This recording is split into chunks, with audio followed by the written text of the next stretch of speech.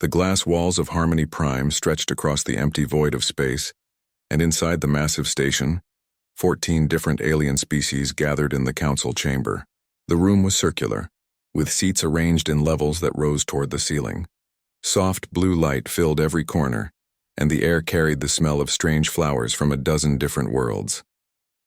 Ambassador Kim Nari stood at the center podium, her dark hair pulled back in a neat style, her diplomatic uniform perfectly pressed. She was 52 years old and had spent the last 20 years representing humanity to the Galactic Council. She spoke calmly about Earth's latest achievements in clean energy and medical research. Her voice was warm and friendly, exactly what the Council expected from humans. But Captain Han Ji-woo noticed something strange as she stood near the back of the chamber. The alien delegates were not really listening. Their eyes kept moving back to the human security team near the doors. Commander Park Doyen stood there with his hands clasped behind his back, perfectly still, his eyes constantly scanning the room. The alien seemed nervous around him. Ji-woo was 34 years old and commanded the human diplomatic vessel that brought the delegation to this meeting. She had learned over the years that the council species were different from humans in fundamental ways. They had evolved as prey animals on their homeworlds. The Trangan species had descended from herd animals that ran from predators. The Peltorians were filter feeders from peaceful oceans. The Hortax were grazers who lived in massive groups for protection. None of them had ever been hunters. None of them had ever been at the top of their food chains. Ambassador Kim finished her presentation and bowed slightly. The council chairman Velthar rose from his seat. He was tall and thin, with long limbs and large eyes that sat on the sides of his head, giving him a view in almost every direction. A prey animal's eyes, Ji-woo thought, then pushed the thought away. "Thank you, Ambassador Kim," Velthar said, his translator device converting his clicking speech into human language. "Your people continue to impress us with your peaceful achievements." There was something in his tone that made Ji-woo's jaw tighten. Peaceful achievements, as if they were surprised humans could be peaceful at all. Before anyone could respond, an alarm sounded throughout the station. Red lights began flashing along the walls. Every alien in the chamber froze, their large eyes growing wider with fear. Commander Park moved immediately, his hand going to the communication device in his ear. "Report," he said quietly. Velthar's assistant rushed to his side, speaking rapidly in their native language. The chairman's face, already pale, seemed to lose all color. He looked at the humans with an expression that Ji-woo had seen before. It was the look prey animals got when they realized a predator was near. "We have received a distress call," Velthar announced, his voice shaking slightly. "The Mektari colony on the outer rim. They are under attack." The chamber erupted in panicked sounds. Different species made different noises of fear, but Ji-woo recognized them all for what they were. She had heard similar sounds from deer in Earth's forests when wolves came near. "What kind of attack?" Ambassador Kim asked, stepping forward calmly. Velthar seemed to struggle with his words. "A species we have never encountered before. They call themselves the Vrathkul. They are—" He paused, searching for words. "They are like you." The entire chamber went silent. Every alien eye turned toward the humans. "Like us?"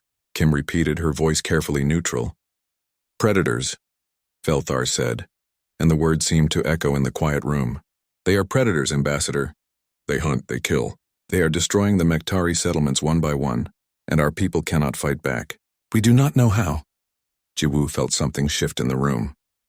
Dr. Yoon Hana, the human xenobiologist, stood near the window. She was 31 and had spent her career studying alien life.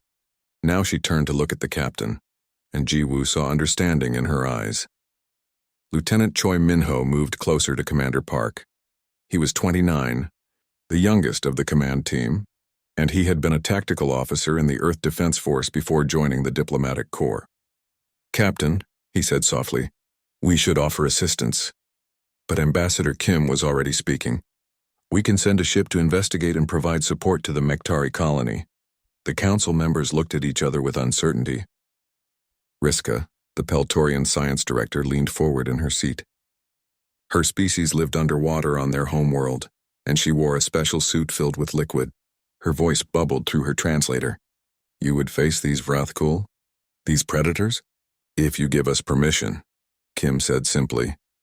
Commander Park Doyen stepped forward and several aliens actually moved back in their seats. He did not seem to notice. Captain Han's ship is equipped for emergency response. We can be at the colony in 2 days. Velthar stood silent for a long moment, his large eyes studying the humans. Finally he spoke, and his voice was quiet. We forget sometimes, Ambassador Kim. We forget what you are. Your people are so careful around us, so gentle, so diplomatic. But underneath all of that, he gestured at the human delegation, you are also predators, aren't you? The question hung in the air like smoke. No one moved. No one spoke. Ambassador Kim met his gaze directly, something prey species rarely did with each other. Yes, she said simply. We are. And if we give you permission to face these Vrathkul, what will you do? Kim's expression did not change, but Jiwoo saw something flash in her eyes. Something old. Something that had been carefully hidden for 20 years of diplomatic service. What we have to do, Kim said. What we are designed to do. The council took a vote. It was not unanimous. Several species voted against allowing humans to engage the Vrathkul, their fear of predators outweighing their need for help. But enough voted yes, and permission was granted. As the chamber emptied, Jiwoo walked with Commander Park toward the docking bay where their ship waited. Neither of them spoke until they were alone in the corridor. They're afraid of us, Park said quietly. They've always been afraid of us, Jiwoo replied. We just pretended not to notice. And now? Jiwoo thought about the Mektari colony, about innocent beings dying because they had never learned to fight back. She thought about the Vrathkul, these new predators who killed for sport. And she thought about her crew, about humanity's long history, about instincts that had been carefully controlled but never truly forgotten. Now, she said, they're going to see what we really are. They walked toward their ship, and with each step, Jiwoo felt the diplomatic mask beginning to fall away. The UNSC Indomitable moved through space like a silent shadow, its hull dark against the stars. Captain Han Jiwoo sat in the command chair, watching the navigation displays as they approached the Mektari colony. 2 days had passed since leaving Harmony Prime, and the journey had been quiet. Too quiet. The bridge crew worked at their stations with focused efficiency. Lieutenant Choi Minho monitored the tactical systems, his fingers moving across the displays with practiced ease. Dr. Yoon Hana studied the scanners, analyzing every piece of data about the colony ahead. Commander Park Doyen stood near the main viewport, his arms crossed, his expression unreadable. We're approaching the outer marker, the navigation officer reported. Entering colony space in 3 minutes. Jiwoo leaned forward in her chair. Slow to combat speed. Raise shields and power up all defensive systems. Several crew members glanced at her. She had said combat speed, not approach speed. Combat. The word seemed to change something in the air.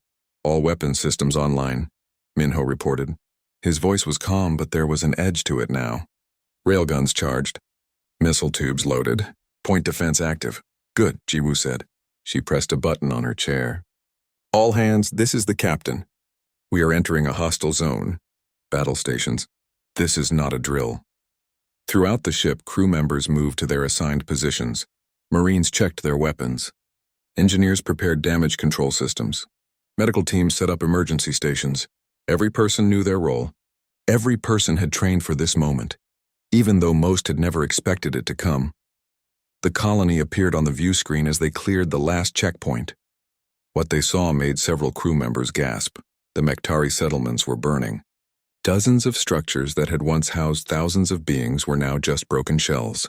Bodies floated in space among the debris. Some of the buildings had been torn apart as if by massive claws. Others showed blast damage from energy weapons. Scan for survivors, Jiwoo ordered, her voice hard. Dr. Yoon worked her console quickly. I'm picking up life signs in the central habitat. Maybe 200 individuals. They're in the underground shelters. Any hostiles? Negative. No Vrathkul ships in the immediate area. Commander Park turned from the viewport. They left. They finished here and moved on.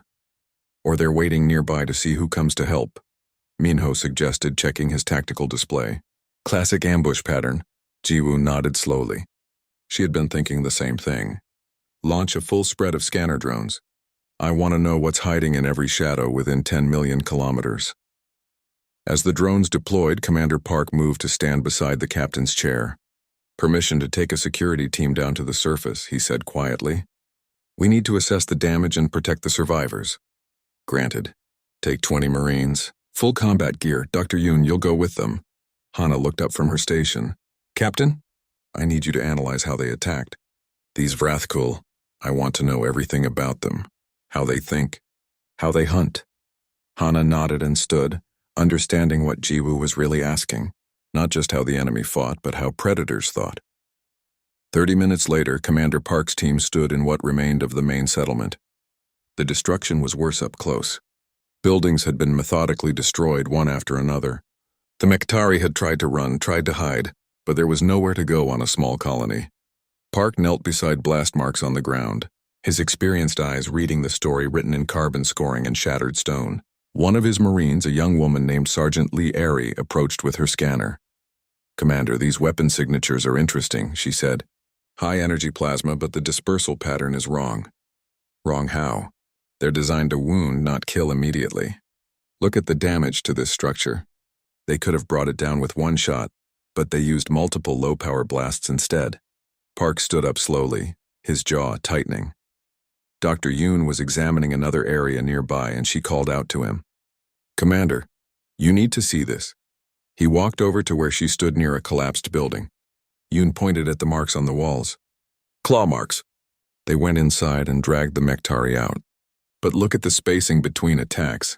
She gestured to different buildings. They didn't hit them all at once. They destroyed one, waited, then destroyed another.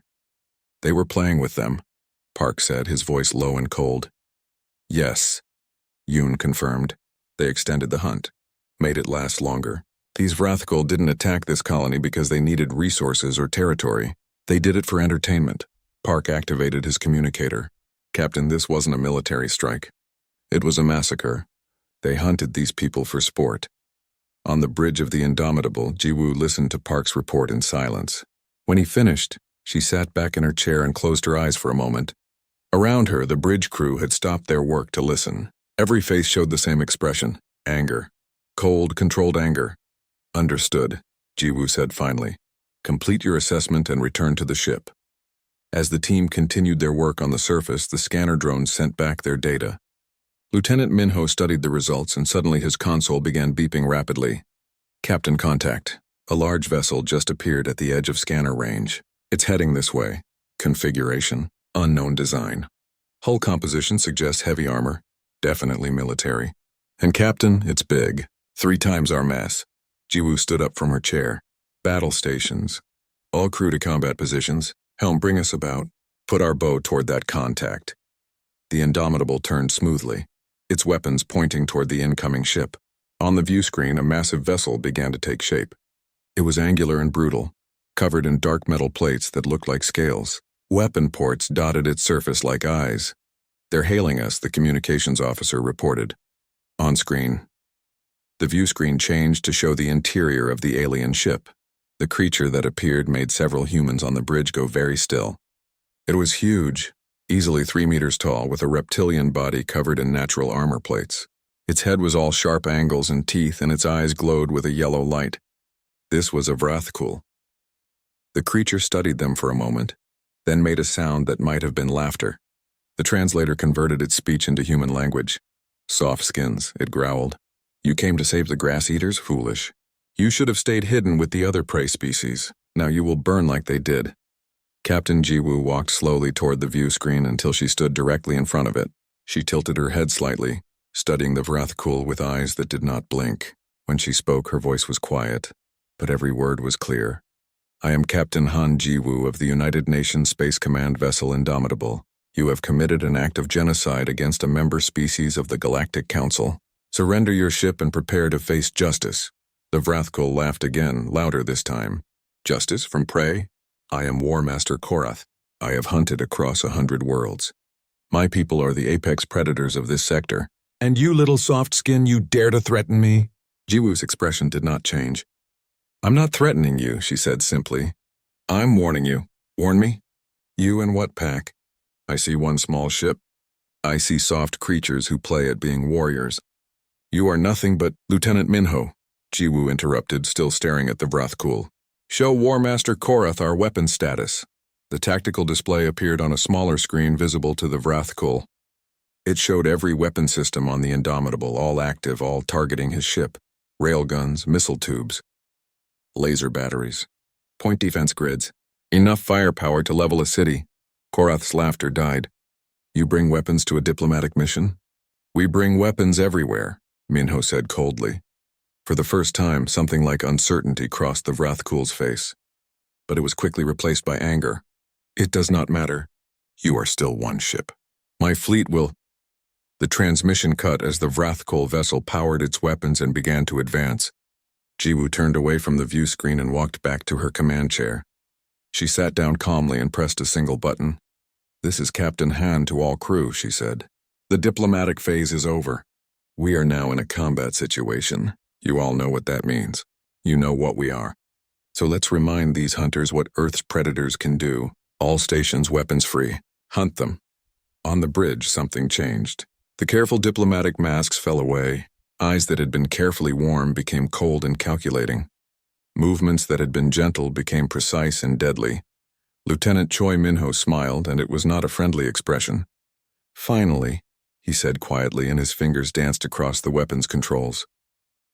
The Vrathkul warship fired first, massive energy beams cutting through space where the Indomitable had been just seconds before. But the human ship was no longer there. It had moved faster than Korath expected, sliding to the side with precision that spoke of skilled pilots and powerful engines. Evasive pattern Delta 7, Captain Jiwoo ordered calmly. Minho, target their forward weapons arrays. Fire when ready. Targeting, Minho responded, his eyes locked on his displays. Calculating firing solution. Compensating for their movement. Locked. Firing. The Indomitable's railguns spoke with a sound that vibrated through the entire ship. Solid metal slugs, each one accelerated to incredible speeds, crossed the distance between the two vessels in heartbeats. They struck the Vrathkul ship's forward section and explosions blossomed across its hull. Korath roared in anger and surprise. They hit us. How did they hit us at this range? His second-in-command worked the damaged console frantically. War Master, their targeting systems are more advanced than we thought. They compensated for our evasive maneuvers before we even made them. Impossible. They are prey species, they cannot... Another impact shook the ship. This time it was a missile strike against their port side. The Vrathkul vessel was built tough, but damage was starting to show. On the Indomitable's bridge, Jiwoo watched the tactical display with cold focus. He's going to try to close distance, she said. He thinks his ship is stronger in close combat. Should we maintain range? Asked the helm officer. No, Jiwoo said. Let him come.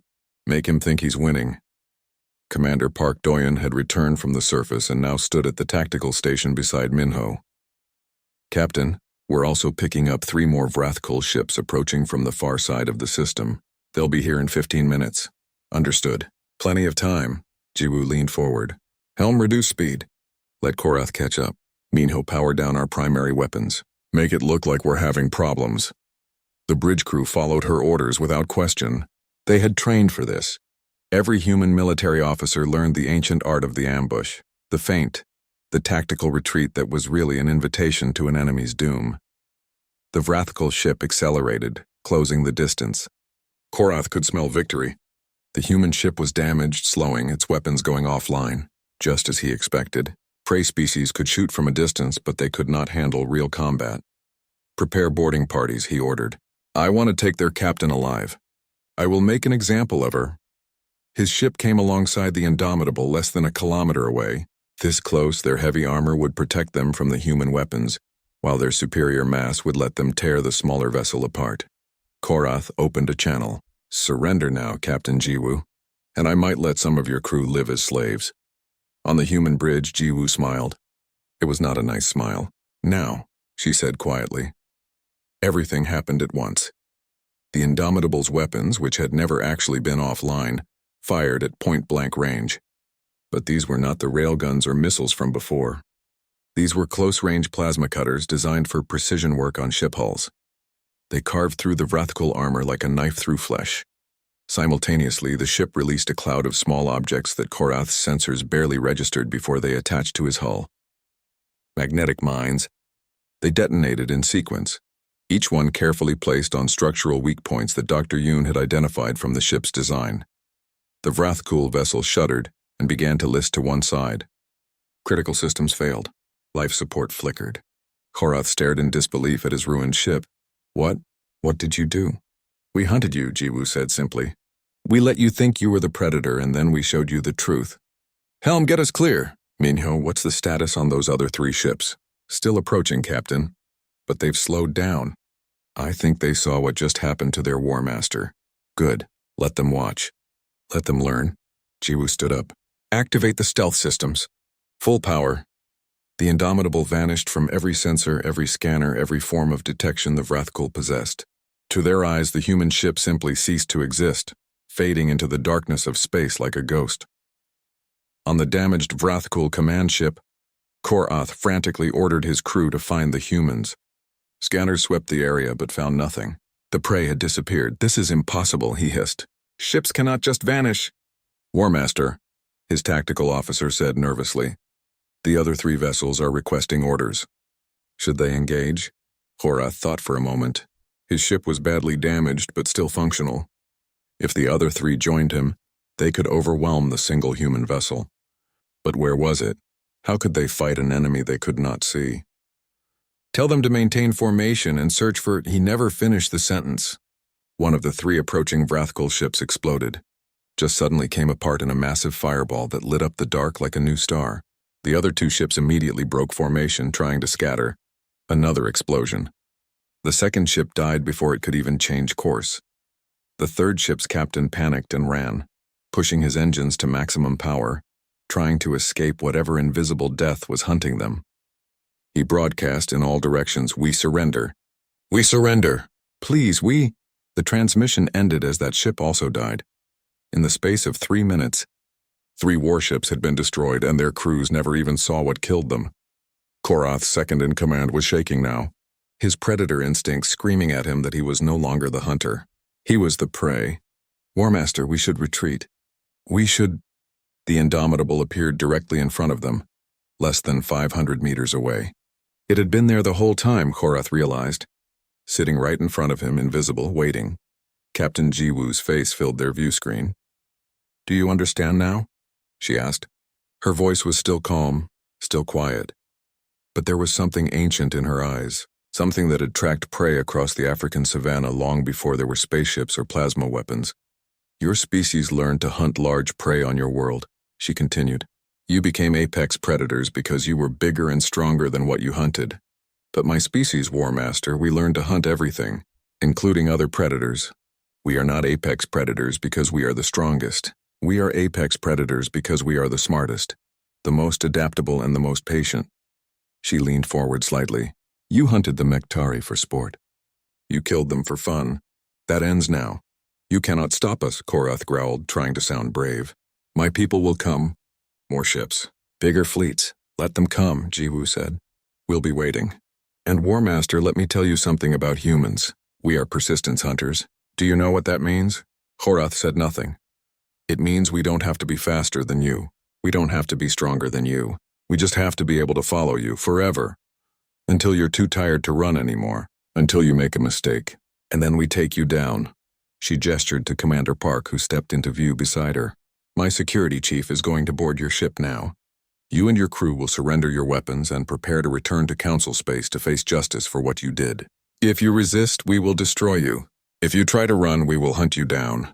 Those are your only options. Choose quickly. Korath looked at his ruined bridge, his dead ships, his terrified crew. He looked at the small human woman on the screen who had just destroyed his entire force without even seeming to try. And he understood finally that he had made a terrible mistake. He had thought humans were prey because they acted gentle, because they smiled and used diplomacy and seemed to avoid conflict. But that was not weakness. That was choice. They chose to be peaceful, and that meant they could also choose not to be. We surrender, he said, the words tasting like ash in his mouth. Back on Harmony Prime, the Galactic Council had watched the entire battle through the Indomitable's external cameras. The feed had been transmitted live at Captain Jiwoo's order. She wanted them to see. She wanted them to understand. The council chamber was absolutely silent. 14 species of prey animals sat frozen in their seats, watching the view screen where humans had just hunted down, and defeated a force 4 times their size. They had done it with such cold efficiency, such calculated precision, that it was clear this was not new to them. Ambassador Kim Nari stood in the chamber, watching her people's reaction. Finally, Velthar spoke, his voice barely a whisper. "You have been holding back," he said. "All these years. You have been hiding what you truly are." Kim turned to face him. "Yes," she said simply. "Because you were afraid of us. Because we wanted you to accept us. But now you've seen the truth. We are predators. We are hunters. We evolved that way and we cannot change it. The question is, can you accept us anyway?" No one answered. They just stared at the screen, where the Indomitable floated victorious in space, a dark ship against the stars, a reminder that predators walked among them. Captain Jiwoo stood in the brig of the Indomitable, looking through the transparent barrier at War Master Korath. The massive Vrathkul sat on the floor, his armor damaged, his pride broken. Around him, 30 of his crew occupied other cells, all of them silent, all of them defeated. Commander Park entered the room and stood beside her. "The wounded have been treated. No fatalities among the prisoners. Our casualties are 0. "Good," Jiwoo said. "Has Korath said anything useful?" "He's been asking questions mostly about us. About Earth. I think he's trying to understand how we beat him so easily." Jiwoo looked at the War Master. "Let me talk to him." She approached the cell and Korath's yellow eyes tracked her movement. Up close he was even more impressive, built like a living tank covered in natural weapons. On his world, nothing could have challenged him. But this was not his world anymore. "You want to know how we did it," Jiwoo said. It was not a question. Korath was silent for a moment, then nodded slowly. "Your ship is smaller. Your weapons are weaker. Your bodies are soft. By every measure, we should have crushed you. But you fought like you had done it 1,000 times before." "We have," Jiwoo said. "My species has been fighting wars for our entire history. We fought other predators on our world. We fought each other. We turned warfare into a science, an art form. We built weapons that could destroy our entire planet, and then we built more." She sat down on a bench across from his cell. "Do you know what the worst part is, War Master? We're good at it. We're very good at killing. It comes naturally to us. And that scared us, so we tried to become better. We tried to use our predator instincts for protection instead of destruction. But the instincts are still there." "Why did you hold back before?" Korath asked. "In the council, you pretend to be weak. Why?" "Because the other species are prey animals. They are naturally afraid of predators. We thought if we showed them our true nature, they would never trust us. So we made ourselves small and harmless," and she paused. "But then you came along and reminded everyone that there are worse predators out there. Predators who kill for fun." Korath lowered his head. "I have led hunts across many worlds. I thought I was the apex, the ultimate hunter." "You were hunting prey species," Jiwoo said quietly. "You never faced another predator before. That was your mistake." Before Korath could respond, alarms sounded throughout the ship. Jiwoo was on her feet instantly, running toward the bridge with Commander Park right behind her. Lieutenant Minho was already at his station when they arrived. "Captain, multiple contacts just jumped into the system. I count 20 Vrathkul warships. They're forming up around a central command vessel. That one's even bigger than Korath's ship was. They came for their War Master," Dr. Yoon said from her station. She had been analyzing the data feeds from the battle. "This must be their main fleet." Jiwoo sat in her command chair and pulled up the tactical display. 20 ships against 1. The numbers were not good, but numbers were not everything. "Communications, are they hailing us?" "Yes, Captain. Audio only. Put it through." A deep, rumbling voice filled the bridge. It sounded older than Korath's, more experienced. "This is Fleetmaster Scarvin. You are holding our War Master and his crew. You have also destroyed 4 of our vessels. Surrender immediately or we will take you apart piece by piece." Jiwoo glanced at Commander Park, who was already working his console. She nodded to the communications officer. "This is Captain Han Jiwoo. Your War Master attacked a protected colony and committed genocide against the Mektari people. He is now a prisoner of war and will face trial. You have one chance to withdraw peacefully." There was a sound like laughter. "1 human ship against 20 Vrathkul warships and you tell us to withdraw? Your species is even more foolish than Korath reported. We will give you 60 seconds to abandon your vessel and—" Commander Park cut the communication with a sharp gesture. "Captain, I've just transmitted our tactical situation to Harmony Prime. The Council is watching. Also, I've activated emergency protocols. Our reinforcements should be here in 90 seconds. Reinforcements? Asked the helm officer. We're the only diplomatic ship in this sector. Park smiled, and it was not a friendly expression. We're the only diplomatic ship. But we're not the only human ship. Jiwoo understood immediately. The diplomatic mission was a cover. There were always military vessels nearby, hidden, watching. It was standard human military procedure. Never send your people into danger without backup. How many ships? She asked. 6 heavy cruisers. They've been on patrol at the edge of Council space. They'll arrive shortly. On the view screen, the Vrathkul fleet was spreading out, beginning to surround the Indomitable. Their formation was aggressive, designed to prevent escape and maximize firepower concentration. It was the formation of predators who were confident in their superior numbers. Lieutenant Minho watched his tactical display with calm focus. Captain, they're charging weapons. They'll be in firing range in 40 seconds. Understood. Helm, plot an escape vector, but don't move yet. Let them think they have us trapped. The seconds counted down. 30 seconds, 20, 10. The Vrathkul ships closed in like a noose, tightening. Then space itself seemed to tear open as 6 human warships dropped out of faster-than-light travel directly behind the Vrathkul fleet. These were not diplomatic vessels. These were military ships purpose-built for combat, covered in weapons and armor. Their appearance was so sudden, so perfectly timed that several Vrathkul vessels actually collided with each other, trying to turn around. This is Admiral Kwon Tae-hyung of the Earth Defense. Force Vessel Righteous Thunder, a new voice, announced over all channels. All Vrathkul vessels, you are surrounded. Power down your weapons and prepare to be boarded. Fleet Master Scarvin roared in frustration. You dare. We came here with 20 ships. We outnumber you nearly 3-1. Admiral Kwon's response was cold. Your War Master probably said something similar. Ask him how that worked out. The Vrathkul fleet began to reposition, trying to form a defensive formation, but they were confused now. Unsure whether to focus on the Indomitable in front of them or the 6 heavy cruisers behind them. Their predator instincts told them to attack, but their survival instincts warned them this was a trap. On the bridge of the Indomitable, Jiwoo watched the tactical display with satisfaction. They're splitting their attention. They don't know how to fight on 2 fronts. That's because prey animals run in one direction, Dr. Yoon observed quietly. Predators chase in one direction. But we're predators who learn to work in packs, to coordinate, to attack from multiple angles. Commander Park was coordinating with the other human ships through secure channels. Admiral Kwon's task force is targeting their command vessel. They want us to hit their flanks. Agreed, Jiwoo said. Minho, target the ships on our left and right. Pick the ones that look most aggressive. Show them what happens when they split their focus. The battle began with a coordination that the Vrathkul could not match. The human ships did not fight as 7 independent vessels. They fought as one unit, each ship covering the others. Each attack precisely timed to create maximum chaos in the enemy formation. The Indomitable, smaller and faster than the heavy cruisers, darted between the Vrathkul ships like a shark among whales. It fired, moved, fired again, never staying in one place long enough to take serious damage.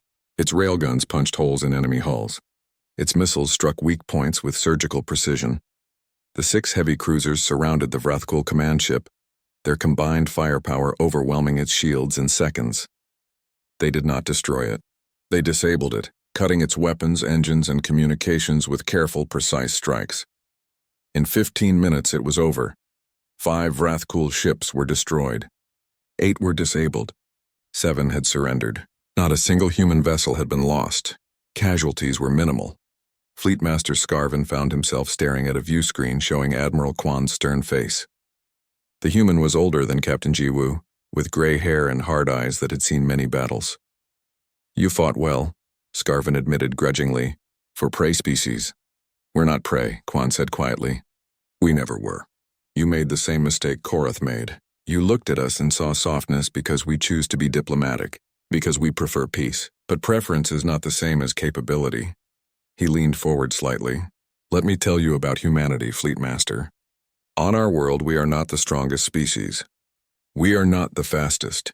We do not have natural weapons like your claws or armor like your scales, but we became the apex predators of our entire planet. Do you know why? Scarvin said nothing, because we adapted. We learned. We created tools and weapons. We worked together in groups. We planned our hunts. We studied our prey and our competition. And when we had conquered our world, we went to the stars. We are predators, yes, but we are predators who think, who strategize, who never stop improving. Quan gestured to the disabled Vrathkul ship surrounding him. You came here with 20 ships and thought numbers would be enough. But we did not just bring ships. We brought tactics, coordination, strategy. We brought thousands of years of military evolution. That is what you're facing. Not prey, not even just predators. You're facing apex predators who mastered the art of war. 3 weeks had passed since the battle with the Vrathkul fleet. The Galactic Council chambers on Harmony Prime looked the same as always, with its circular design and soft blue lighting, but everything felt different. The air carried a tension that had not been there before, a new awareness that changed how every being in the room looked at each other. Captain Han Ji-woo stood at the central podium once again, but this time she wore her full military uniform instead of diplomatic clothes. The dark blue fabric showed her rank clearly, and medals for service decorated her chest. Beside her stood Commander Park Doyen, Lieutenant Choi Min-ho, and Dr. Yoon Hana. They had been called to give testimony about the battles. The council delegates sat in their tiered seats, watching the humans with eyes that saw them differently now. There was still fear there, but it was mixed with something else. Respect, perhaps, or maybe just understanding. Ambassador Kim Nari sat in the human delegation section, watching quietly as Ji-woo prepared to speak. Chairman Velthar rose from his seat, his long limbs moving with the careful grace of a prey animal that knew a predator was near. Captain Han, you have returned the Vrathkul prisoners as requested. They will face trial for their crimes against the Mektari people. The council thanks you for your service. We were just doing our duty, Ji-woo replied simply. Your duty, Velthar repeated, as if testing the words. Captain, I must ask you a question, and I hope you will answer honestly. When you engaged the Vrathkul, when you destroyed their ships and took their prisoners, were you afraid? Ji-woo considered the question carefully. Yes, she said finally. We were afraid. Fear is a natural response to danger, but we were also trained. We knew our capabilities and our limits. We had prepared for situations like this our entire careers. And the other human ships that came to assist you?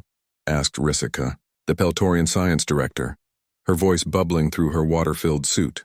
They were nearby by coincidence? Commander Park stepped forward. No, Counselor. They were there by design. Human military doctrine requires backup forces within response range of any diplomatic mission. We never send our people into unknown situations without support. You have been hiding military forces near our space, stated Gulvin, the Hortok military overseer. His tone was not quite accusing, but close. We have been providing security, Park corrected, not hiding. The ships were on patrol in neutral space, ready to respond to threats. That is what responsible military forces do. Dr. Yoon moved to the podium and activated a holographic display. Data and images filled the air above the council chamber. If I may, counselors, I would like to explain something about human evolution and why we are the way we are. The display showed an image of Earth, green and blue, beautiful from space. Then it zoomed to a savanna landscape with tall grass and scattered trees. This is where my species evolved, Yoon said. We were not the strongest animals on our world. We were not the fastest. We could not fly or breathe underwater. We had no natural weapons, no armor, no venom. By all measures, we should have been prey. The display changed to show various Earth predators, lions, tigers, bears, wolves. These animals were all stronger than us. They had evolved as hunters, as killers. But we survived anyway. Do you know how? She looked around the chamber. No one answered. We survived because we were smart, Yoon continued. We made tools. We worked together in groups. We learned to track prey for days at a time, following them until they were too tired to run. We learned to set traps. We learned to plan ambushes. We learned to communicate complex ideas and pass knowledge to our children. The display showed early humans hunting with spears, then with bows, then with more advanced weapons. We became so good at hunting that we hunted other predators. We hunted the animals that hunted us. We became apex predators not through strength but through intelligence and cooperation. Belthar leaned forward in his seat. But you also fought each other. Your history is filled with wars. Yes, Yoon admitted. We fought each other. We fought for territory, for resources, for ideas. We turned our predator skills against our own species, and it nearly destroyed us many times. But we learned from that too. We learned that cooperation was better than conflict. We learned that different groups could work together. We learned to control our violent instincts. She gestured to Jiwoo and the others. The humans you see today are the result of thousands of years of evolution and culture working together. We are predators, yes, but we are predators who choose when to hunt and when to protect. That choice is what makes us different. Lieutenant Minho spoke up for the first time. Counselors, may I demonstrate something? Velthar nodded, though he looked uncertain. Minho pulled up a tactical display. This shows the battle with the Vrathkul fleet. You watched it happen, but I want to show you what you did not see. He highlighted several moments in the battle. Here we had a clear shot at the Vrathkul command ship. We could have destroyed it immediately. We chose not to. Here a damaged enemy vessel was trying to retreat. We let it go. Here escape pods were launching from a burning ship. We protected them instead of firing on them. He turned to face the council. In every battle, we made choices. We chose to disable rather than destroy when possible. We chose to capture rather than kill. We chose to show mercy even while we were fighting. Those are not the actions of mindless predators. Those are the actions of people who understand the value of life. The chamber was quiet for a long moment. Finally, Risika spoke, her voice soft. Why did you hide this from us? If you have such control, such discipline, why pretend to be something you are not? Ambassador Kim stood up and walked to join her fellow humans at the podium. Because you were afraid of us from the beginning. When we first made contact with the Council 20 years ago, we saw how you looked at us. We saw you check our teeth, our eyes, our forward-facing vision. You recognized what we were immediately and you were afraid. She looked around the chamber, meeting the eyes of different council members.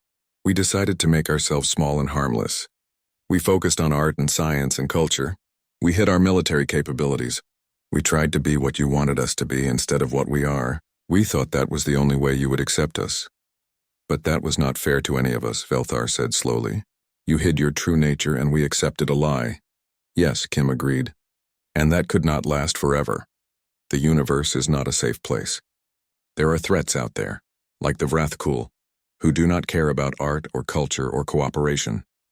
They only understand strength. And you needed someone who could face them. So what do we do now? Asked Gulvin. How do we move forward knowing what humans truly are? Captain Jiwoo stepped forward one more time. You accept us as we are. Predators, yes. Warriors, yes. But also protectors. You let us do what we do best, which is stand between threats and the people who cannot fight. And in return, we will always remember that we fight for you, not against you. You want us to trust you with our safety, Velthar said. To trust predators to protect prey? Yes, Jiwoo said simply. Because that is what pack animals do. We protect the pack. And whether you like it or not, you are part of our pack now. The council debated for 3 hours. The humans waited patiently, answering questions, providing data, explaining their military structure and capabilities. Some council members were still afraid. Some were angry at being deceived. But slowly, gradually, a consensus formed. Finally, Velthar called for a vote. The proposal is this: to create a new council position, the Military Protectorate, to be held by humanity. They would be responsible for defending council space against external threats. They would train council security forces. They would be our shield against those who would harm us. The vote was not unanimous, but it passed. 14 species, all prey animals by evolution, had voted to trust predators with their protection. As the session ended and the council members began to leave, Velthar approached the human delegation privately. I must ask, Ambassador Kim, are there more surprises? More things you have been hiding from us? Kim smiled slightly. Chairman, humans are complicated. We have many sides to our nature. We are predators and artists, warriors and poets, scientists and dreamers. You will discover new things about us for years to come. But we promise you this, we will not hide our capabilities anymore. No more pretending to be harmless. From now on, you see us as we are. And if that frightens some species, Velthar asked, then they will have to learn to live with that fear, Commander Park said, because the universe has real threats in it, and we are the best hope you have against them. 6 months later, Captain Jiwoo found herself on Harmony Prime once again, but this time in a military training facility that had been built in one of the station's large hangar bays. In front of her stood 20 young beings from different council species, all volunteers for the new defense training program. They looked nervous. They looked uncomfortable with the weapons they had been issued. They looked like prey animals trying to learn predator skills, but they were trying. Lieutenant Minho worked with a young Triangan, teaching her how to aim a non-lethal stunner. "Do not close your eyes when you fire," he said patiently. "Keep both eyes open. Track your target.